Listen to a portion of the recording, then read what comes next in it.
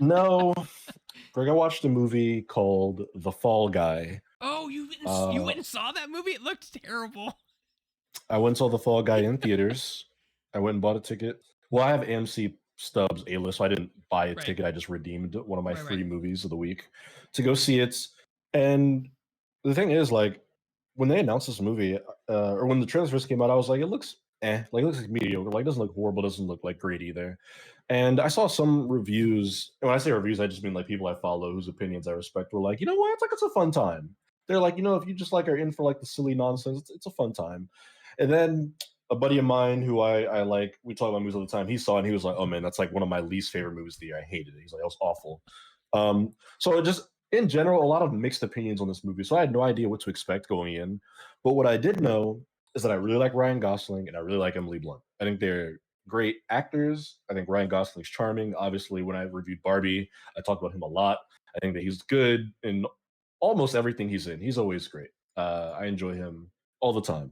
And I could say the same for Emily Blunt too. Obviously, I think she's done less movies at this point than Ryan Gosling has, but Emily Blunt is very charming. I like her and She everything is. she's in as well. She So I'm is. just like, yeah. So I'm like, I'll go see this. Like, I like the leads in it. I think the story is kind of wacky enough that I'm interested. I also should say that I like movies about filmmaking. I know it's niche and it's kind of people have mixed feelings on it in general, but I like movies that are about movie making. And this movie is all about like a Stuntman. stunt man, and it's about like the behind the scenes stuff, and they dive into that, and he has like a terrible accident, and the movie's about like not his physical recovery but like his emotional and mental recovery and his ego and his relationship with this woman who, like, Emily Blunt is this upcoming filmmaker who kind of gets her own big break as a director, and he wants what's best for her, but their relationship's kind of been all messed up since his accident because he isolated himself. But then, like, the lead actor on her new movie goes missing. He's got to go jump out and find him. So it's this interesting, like, dynamic they have. And I'll say that I didn't love The Fall Guy, but I thought it was fine. I would say if you made me go thumbs up or thumbs down, you made me do it. I think I go just barely thumbs up. Like, it's just okay enough. I think it's like in a very aggressive 7 out of 10, 6.57 out of 10 range. Um, some of the things I don't like about this movie is that it, and I hate critiquing screenwriting so much because I know how hard it is, and It's I respect tough. screenwriters a lot. Yeah. But there are parts of this movie where it thinks it's so much smarter than it actually is.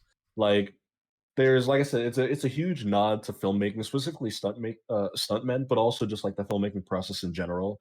And they talk a lot about like directing a movie, writing a movie, producing a movie, and there's a scene where like Emily Blunt's character calls Ryan Gosling's character while he's on a mission, and she's like asking for like his advice on like some like filmmaking editing decisions, and she's like, "Oh yeah, I'm thinking for like the romance scene, we'll do like a split screen camera to really show the juxtaposition of the two characters in their lives at the moment." And then like as she's saying that, the movie split screens to show them on the and they're doing stuff like that, and I'm like, I get it, it's tongue in cheek, but I'm like, you're not as clever as you feel like you are in these moments. Or they reference a lot of other movies, like they name drop other movies and filmmakers. They do it a lot. And most of the time they're doing it, they're naming better movies, which is never good. Like I appreciate a good reference as much as the next guy. But when you're just going down a laundry list of like better action movies or like better filmmakers, it just makes you look worse in comparison. I'm like, man, I actually would prefer to be watching that right now. Like there's a line they talk about like Love Actually. I'm like, oh, that was a good rom com in my head. When they say it, I'm like, man, that would have been really fun to be watching right now instead. It also does the modern like blockbuster movie thing of like the needle drops are a bit like over the top. Like they play "I Was Made for Loving You." Like they play that song at least a dozen times in this movie. So They play the when you pay $1 million instrumental to play that song, a you're gonna get bunch. the most rights out of it. They do. They get their money's worth out of that damn song. And I like the song. It's a good song. I wasn't mad when it came on, but it feels very generic action movie or No, generic it's very. blockbuster, I should I see say, what you're talking about. Like Top in that Gun, Take My sense. Breath Away is also overused in that film too much, and it loses its meaning if Mm, you use it too much. So that's what it sounds like. They yeah. just used it too much. Yeah, they use it a whole lot. I'll say the actual story, the little mystery that they have going on with like the actor being missing, I thought was like decent. That's good. I didn't think it was bad. It was interesting. It kept me engaged enough. I think the performances, as I kind of teased up top, are great. I think Ryan Gosling's great in this movie. I've seen people say that like he was miscast or this role was weird for him. I disagree. I think Ryan Gosling's great in most movies that he's in. He's very funny in this. I think that he kind of plays that down on his luck kind of stuntman character very well. Emily Blunt is great. She's charming. The whole most of the movie takes place in Australia, which I didn't know, because that's where they're like shooting this movie that the story revolves around. Um, she's good. They have a couple scenes. All the scenes where they're just together and they're kind of just talking about their relationship or their careers, I think are all very engaging and impactful. They have some and so I think that the action's good in this movie, but I'm also not like a big action movie person. Like my buddy who I said hated it, he's a huge action movie nerd. Like he loves action films; they're all his jam. So he knows that stuff better than I do, and he was like the action scenes were so lackluster in this movie.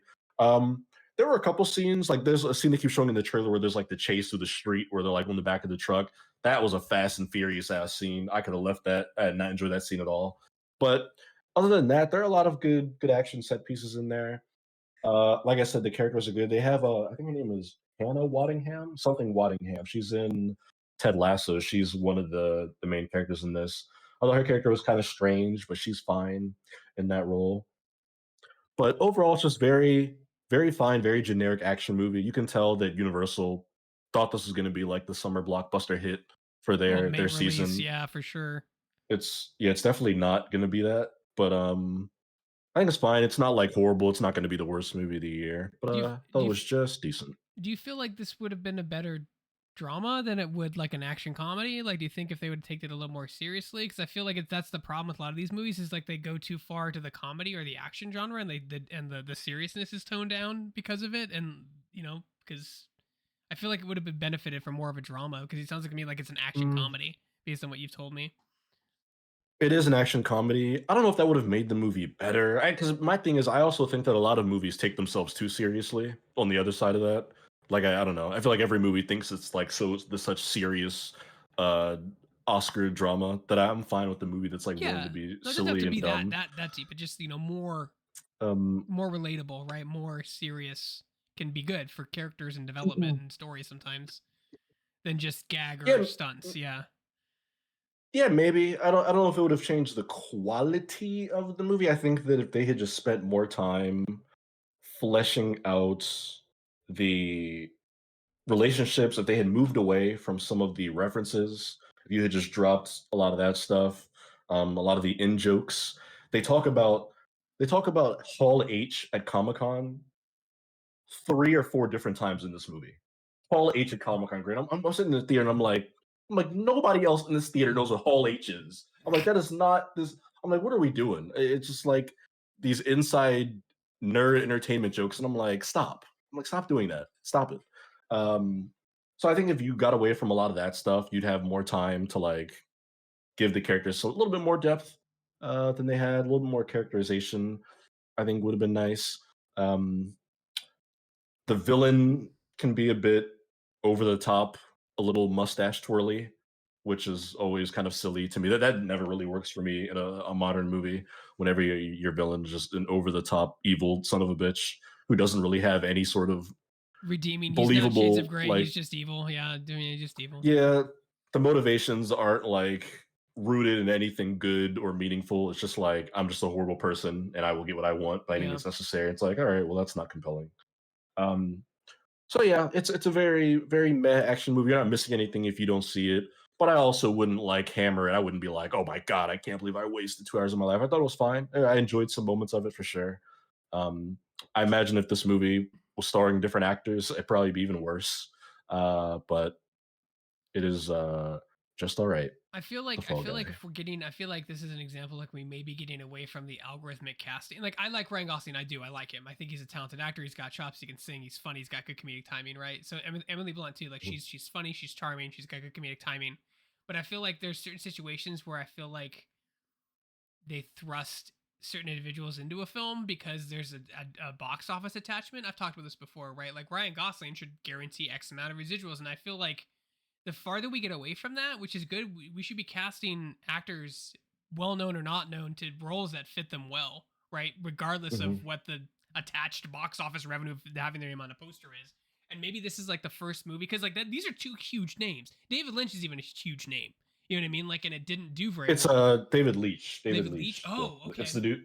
It's the dude who did he co-directed the John Wick movies. He did Deadpool 2. He did Atomic Blonde, if you remember that. He's a big action movie guy. It's this whole thing. He was a stunt man who became a stunt coordinator, then a director. Now he directs movies, so that's his whole thing. So Okay, he's a so big sorry, not action. not the guy who did Boondock Saints. No, it's Okay, not David Lynch. close. That would be But that's insane that's if an David. acceptable mistake for me though, because I'm dyslexic, so I can see It like is. be They like, I sound see David Lynch. I'm like, this doesn't seem like a David Lynch movie. It seems way too funny. Like what? That'd be nuts. Yeah, yeah. um, Lynch versus Leach. But go ahead. it's funny because I have a story that ties into this. Like I've been on sets before in LA at Sony, where like I've talked with not the stuntmen themselves, but like their crew. Like there's a crew. Like people don't understand like how much time and energy go into real stunts. Like you have to choreograph it out. You have to plan it. There's like trigonometry involved. Like it's nuts. Like how much. I mean, this could be just going to be just for like a car flying off a cliff, and that's it. Like that's the 6 months of prep for one car to fly off a cliff, right? Because it has to be done flawlessly. You don't get a second take. So they do timing, they test, they do mock-ups, they do math, they do geometry, they do physics, right? And then they test and they test and they test and they shoot and they do a dry run. And it's so much work. It's all this hurry up and wait, right? It could be like 4 or 6 hours to prep the shot, and the shot's 30 seconds, right? So that Hmm. that part, like you said, it really fascinates me. And Yeah. when if and a movie like that, I feel is a huge missed opportunity to show that back end and how much goes into a stunt and how long it takes and how like because like the movie just seems like it's just him doing stunts. Does he Mm. have a Well, no, team? they show other stunt like men. Like there are multiple people who do stunts in the movie. Like they do. I think what you would like if you did watch this, anything you would like from it would be they do show some of the BTS stuff. They're more heavy on it on the first half of the movie than they are the second half. But they do show other stunt workers. They show like the setup of like putting like the stunt together and uh you know there's a part of the movie where like he's like in a car that does like a bunch of flips, and then as soon as it's done flipping, like they all run over to Yeah. him and they're like spraying the car down, and he like sticks the thumb up out of the window, and they're like, "Oh God, okay, thank goodness." And Ryan Gosling even has a line where he's like, you learn as a stuntman, like it's always thumbs up. Like if you can, you just put the thumbs up and let everyone know you're okay. Which kind of factors into him kind of like hiding his emotions and No, stuff. But it's absolutely, not because like you have it was people a on waiting to call paramedics. Sometimes paramedics on location ready are like depending on mhm, the severity of the stunt. Like it's just it's I think yeah. like as movies get made faster and faster and faster, we lose that like hindsight of like it's a production. There's thousands of people who work on this. It's not just I'll use Ghostbusters, and it's not just the Paul Rudd show, right? Like there's thousands of people that work on this movie, and like and that's getting lost, and I don't want that to get lost because it is they call it a production for a reason, right? Like that's the whole point. Like it's the Colin what's it called, the Colin Quinn show. Like it's not just Colin and his band. There's like hundreds of people who work together to put that show together. But like when you see it, you just see Mhm, Colin in the band. Like you know what I mean? So like it's the behind the scenes stuff I think is cool because it shines a light, like you said, on the writers, on the grips, on the electricians, on the DPs, on the cameras.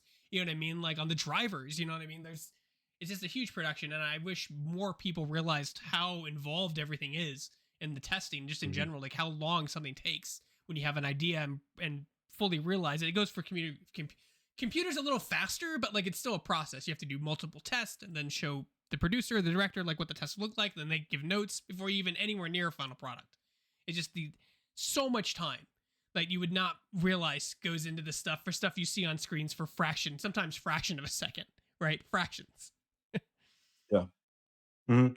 Yeah, and I do think this movie does a decent job at that. Of course, somebody who works in the stunt business, I would defer to them, but my outside view, I think they do a good job just spotlighting uh, stunt performers and just the BTS of making a movie in general. I thought all that stuff was pretty well done. And again, it's more involved in the first half of the movie. They do kind of get away with it by the time you're in the third act, but I liked it nonetheless.